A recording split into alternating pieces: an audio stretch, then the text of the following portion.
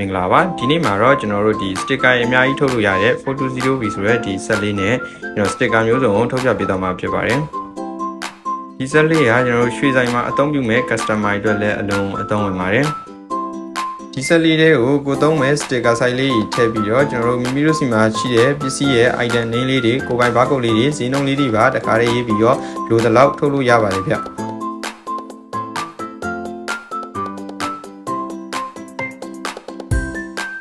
အခုထုတ်ရတဲ့ sticker လေးကတော့ကျွန်တော်အောက်မှာရှိတဲ့ lesson လေးကိုကပ်ဖို့အတွက်ကျွန်တော်အစမ်းထုတ်ပြပေးတာဖြစ်ပါတယ်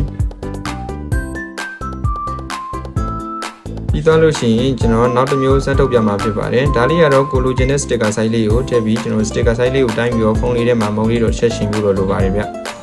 ပြီးသွားရင်ကျွန်တော်ကိုလိုချင်တဲ့ပုံစံလေးကိုရိုက်ပြီးတော့လိုသလောက်ထုတ်ပြီးတော့အသုံးပြုလို့ရပါတယ်ဗျဒီပုံစံလေးထွက်လာပါပြီ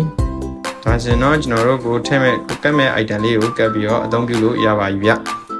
အသေးစိတ်လေးသိရှင်တော့ကျွန်တော်ရဲ့ TikTok CP မှာလာရောက်ပြီးတော့မေးမြန်းလို့ရပါတယ်ဗျ